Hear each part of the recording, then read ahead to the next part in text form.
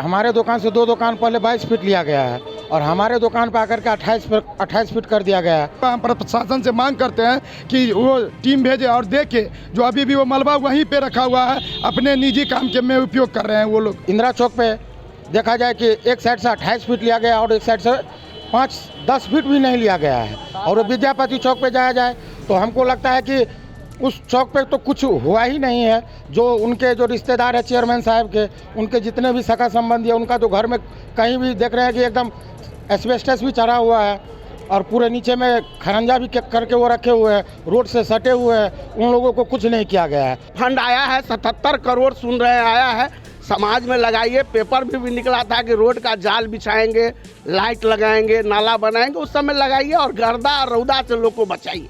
इसका मलबा कहाँ गया? जो अतिक्रमण से निकला है मलबा कहाँ गया है? अतिक्रमण के नाम पर जिस तरीका से लंगा नाच किया जा रहा है, उसे कहीं न कहीं व्यापारी वर्ग, वनिया वर्ग, जो भी व्यवसायी है, सब कहीं न कहीं आत्महत्या करेंगे।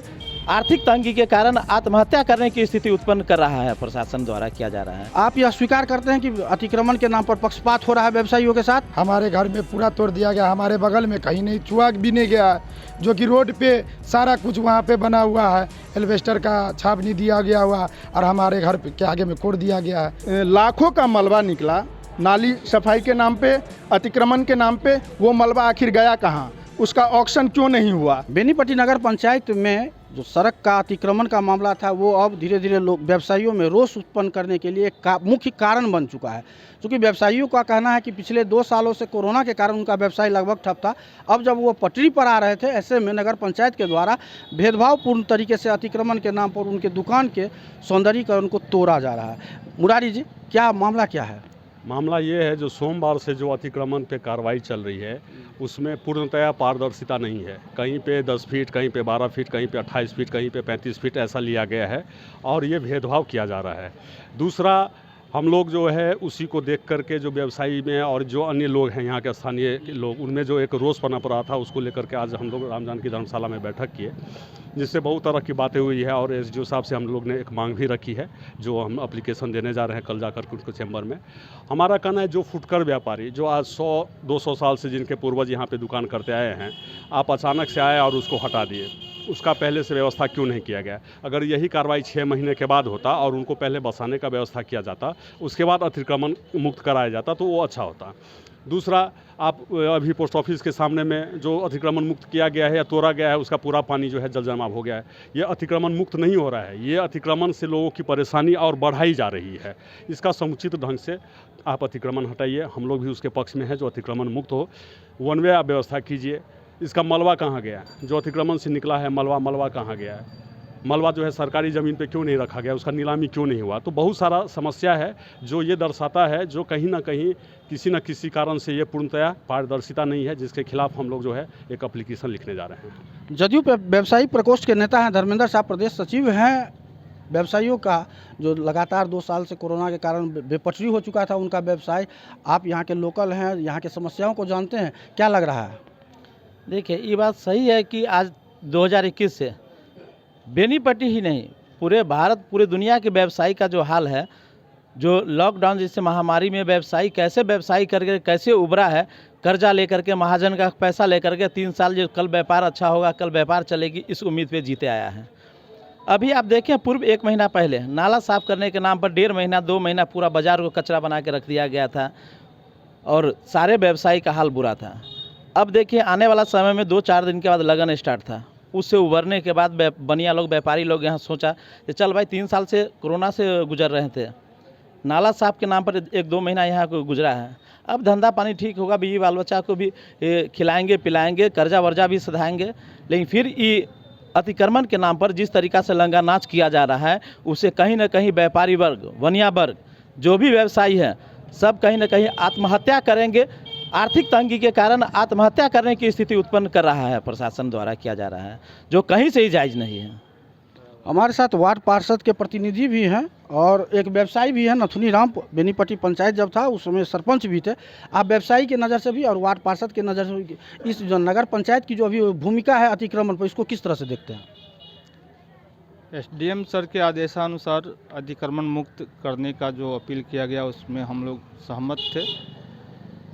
और अतिक्रमण दिनांक 17/4/2023 से शुरू किया गया।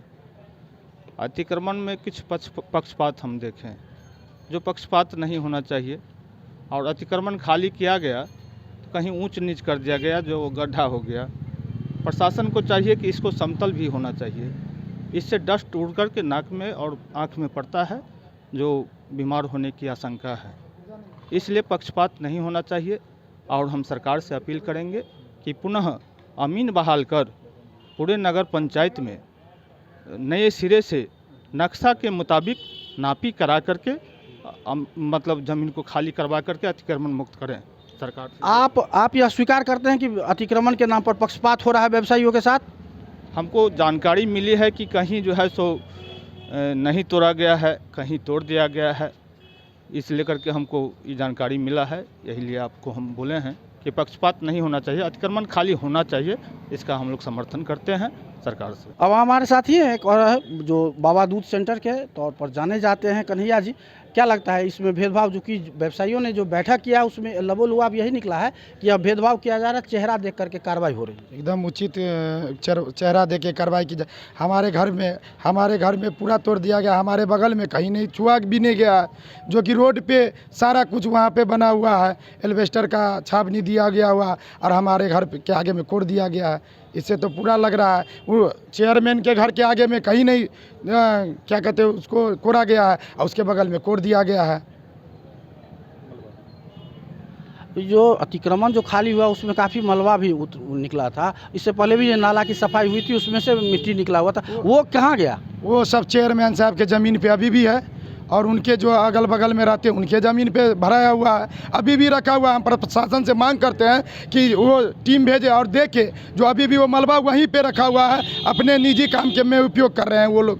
बेनीपट्टी में अगर कोई समसामयिक मुद्दों को लेकर के अगर मुखर रहता है वर्षों से, तो वो है अभिषेक से हम जानते हैं। अभिषेक, आप व्यवसायी की दृष्टिकोण से अगर देखें तो यह लगातार व्यवसायियों पर एक कुठाराघात है, कोरोना के कारण, लॉकडाउन के कारण, अब यह अतिक्रमण के नाम पर, इसको किस तरह से देखते हैं?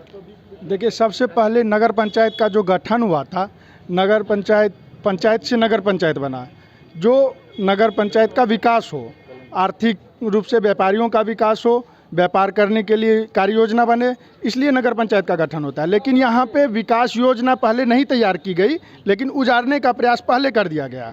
ना ही कोई कार्य योजना है, नगर पंचायत जो अध्यक्ष हैं, मुख्य पार्षद हैं, उनके पास ना कोई कार्य योजना है। बिना कार्य, या तो वो कर नहीं पा रहे हैं, प्रशासनिक दबाव में हैं, या जो भी पूर्वाग्रह से ग्रसित हो। यहाँ पे जो व्यवसायियों की जो देख रहे हैं बात, उसमें यही लगता है कि वो पूर्वाग्रह से ग्रसित होकर कार्रवाई करवा रहे हैं। ऐसा लगता है जैसे उन्हें किसी ने वोट दिया हो तो उनके पक्ष में काम कर रहे हैं, उनका नहीं अतिक्रमण हटाया जा रहा है, और जो नहीं दिए हों उनका अतिक्रमण अंदर तक तोड़ दिया जा रहा है, उनके सौंदर्यीकरण को, व्यावसायिक जो प्रतिष्ठान है उसको तोड़ा जा रहा है। और सबसे बड़ी बात है जो हमें ये पता नहीं है, आम जनता को ये पता नहीं है जो भ्रष्टाचार होता क्या है। आज लाखों का मलबा निकला नाली सफाई के नाम पे, अतिक्रमण के नाम पे, वो मलबा आखिर गया कहाँ, उसका ऑक्शन क्यों नहीं हुआ? ये सब मुद्दे हैं जो मुख्य पार्षद को बताना चाहिए आम जनता को। जो वो मलबा कहाँ गया, उन्होंने पर्सनल यूज़ किया या किसी धन लोभ में या किसी भी अन्य कारण से उस मलबे का निपटारा किया उन्होंने। ऑक्शन तो नहीं हुआ है, क्योंकि ऑक्शन अगर होता तो कहीं न्यूज़पेपर या किसी जगह एडवर्टाइज होता नगर पंचायत का जो नियम है उसके अनुसार, लेकिन ऐसा कुछ भी नहीं हुआ। और ना ही फुटकर व्यापारियों के लिए जो नगर पंचायत की आर्थिक सहयोग की बात है उस पे बात हुई कभी, लेकिन उनको फुटकर व्यापारियों को उजाड़ दिया गया है। ये किस तरह का कार्य योजना है, किस तरह की विकास योजना है नगर पंचायत की? पहला कार्य योजना शुरू हुआ है, 1.5-2 सालों से आम जनता टैक्स भर रही है, लेकिन उनके विकास की बात ना होके उनके विनाश को के तरफ अग्रसर किया जा रहा है। लोगों को, व्यापारियों को जो है उसका व्यापार मंदा करने के लिए सारा प्रयास किया जा रहा है। बेनीपट्टी इंदिरा चौक पर कृष्णा स्वीट्स के ऑनर हमारे साथ हैं, उन्हीं से जानते हैं क्या लग रहा है कि व्यवसायियों पर ये एक बहुत बड़ी कुठाराघात है। चूँकि अब कुछ महीनों के बाद बरसात आने वाली है, जहाँ जहाँ अतिक्रमण के नाम पर खाली किया गया वहाँ गड्ढा कर दिया गया, पानी लगेगा, ग्राहक कैसे आएगा? दिक्कत का सामना तो कल से ही हम लोगों को हो रहा है। हमारे दुकान से 2 दुकान पहले 22 फीट लिया गया है, और हमारे दुकान पर आकर के 28 फीट कर दिया गया है। अंचल के जो अमीन थे उनको हमने बोला कि सर हमारे यहाँ तो आप 28 फीट ले रहे हैं, बगल में तो हमारे दुकान के बगल में तो सर आपने 22 फीट लिया है। तो उन्होंने बोला कि यहाँ पे इतना ही है, तो इसलिए तुम्हारे यहाँ इतना ही लगेगा। वहाँ पे ट्रिक लगा के चले गए। जेसीबी जहाँ तक कि हमारे 22 फीट तक ही वो काट चुके थे, लेकिन जेसीबी को फिर पुनः दोबारा बुला करके हमारे दुकान को आगे से कोरबा दिया गया है। लग रहा है जिस तरह की चर्चा व्यवसायियों में है कि भेदभाव किया जा रहा है, चेहरा देख करके कार्रवाई हो रही है अतिक्रमण के, क्या वाकई सही है? जी सर, हमारे इंदिरा चौक पे देखा जाए कि एक साइड से 28 फीट लिया गया और एक साइड से 5-10 फीट भी नहीं लिया गया है। और विद्यापति चौक पे जाया जाए तो हमको लगता है कि उस चौक पे तो कुछ हुआ ही नहीं है। जो उनके जो रिश्तेदार है चेयरमैन साहब के, उनके जितने भी सगा संबंधी है, उनका तो घर में कहीं भी देख रहे हैं कि एकदम एस्बेस्टस भी चढ़ा हुआ है और पूरे नीचे में खरंजा भी करके वो रखे हुए हैं, रोड से सटे हुए हैं। उन लोगों को कुछ नहीं किया गया है और हम लोगों को परेशान किया गया है। निकट भविष्य में व्यवसायियों का अब किस ओर देख रहे हैं, उसके दुकानदारी किस ओर जा रहा है? अभी तो लगन का टाइम था, कमाने का टाइम था, 2 रुपया कमाने का टाइम था। गरीब आदमी तो लोग कमाता है, ये लगन में ही 2 रुपया कमाते हैं। अब तो वो भी आस गया।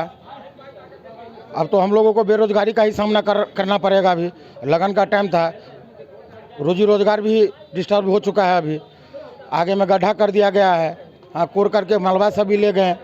हाँ, बरसात में पानी लगेगा। हाँ, हम लोग आस रखे थे कि ये हो रहा है तो नाला का कहीं हो जाए व्यवस्था। हम लोग उस आस में थे कि नाला का व्यवस्था होगा, लेकिन उस पर भी हम लोगों को कोई उम्मीद नहीं लग रहा है कि नाला हम लोगों को हो पाएगा। अभी अब व्यवसायियों का भविष्य किस तरफ देख रहे हैं? देखिए, व्यवसायी तो जन्मजात ही संघर्षशील होते हैं और संघर्ष में ही व्यवसायी का ज़िंदगी बीतता है। हम व्यवसायी बेनीपट्टी में इतने सहनशील है और सरल है कि सरकार द्वारा, प्रशासन द्वारा जो कार्य योजना बनाई गई है वह कहे ये ठीक है, अतिक्रमण एक इंच हम लोग हटाने के लिए तैयार है। एक इंच सरकारी ज़मीन हम लोग नहीं रखेंगे, लेकिन इसके लिए पहले यह मिशन विजन तो तैयार करे। जो ये गड्ढा खनने के बाद वहाँ क्या किया जाएगा, सोलिंग करवाया जाएगा। हम लोग एक इंच ज़मीन छोड़ने के लिए तैयार हैं, लेकिन खन करके सिर्फ गड्ढा में धकेल करके सबका व्यापार को एकदम नर्क में मिला करके छोड़ देने से इससे समस्या का समाधान नहीं है। हम लोग अतिक्रमण के पक्ष में है, अतिक्रमण मुक्त होना चाहिए पक्ष में है, लेकिन किसी को डिस्टर्ब किया जाता है इसके समर्थन में हम लोग नहीं है। और हमारे साथ एक युवा लड़के हैं जो फुटकर व्यवसायी का काम करते थे।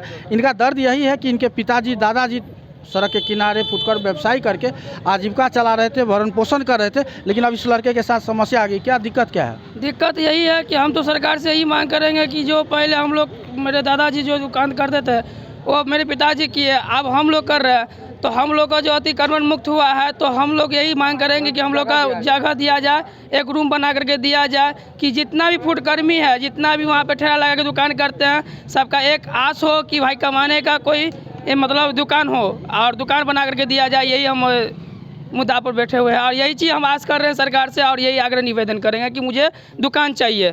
अभी जो अतिक्रमण मुक्त का ये अभियान चल रहा है, दरअसल व्यवसायियों का कहना है यह व्यवसायी मुक्त अभियान चल रहा है, क्या कहना है? सब आदमी का अपना अपना सोच विचार है। देखिए, अतिक्रमण मुक्त होना अच्छी बात है, मगर समाज में उसका स्थायी निदान ज़रूरत है। जैसे कि नाला, खरंजा, ये सब होना अनिवार्य है। जो समाज में जो दूर दूर से महिला ग्राहक आते हैं तो उनको बैठने के लिए, चलने के लिए, नाला जैसे पानी बहने के लिए इसकी ज़रूरत है। नगर पंचायत का मतलब हम लोग को समझाया गया था कि विकास, सौंदर्यीकरण, सुंदरता ये होना चाहिए और व्यक्ति विशेष, जात पात, भेदभाव ये सब नहीं होना चाहिए। हमारे हिसाब से अतिक्रमण मुक्त होना चाहिए, मगर उसका जो समतुल, जो एक निश्चित उसका जो उपाय है वो हम आग्रह करेंगे प्रशासन से भी, हमारे जो सम्मानित पद पे जो आए हैं उनसे भी, और जितने इस कार्य में लगे हुए हैं सबसे मेरा हाथ जोड़ के यही आग्रह निवेदन है। जो समाज में शांति की बात होना चाहिए और शांति के लिए यदि कुछ कुर्बानी भी देना है तो दीजिए। फंड आया है 77 करोड़ सुन रहे हैं आया है, समाज में लगाइए। पेपर भी निकला था कि रोड का जाल बिछाएंगे, लाइट लगाएंगे, नाला बनाएंगे, उस समय लगाइए और गर्दा और रौदा से लोग को बचाइए। बस यही कहना है। अहाँ के व्यवसाय कथी के चले तोड़ दिल के? मनिहारी के दुकान सर। आप की आगा की करबे?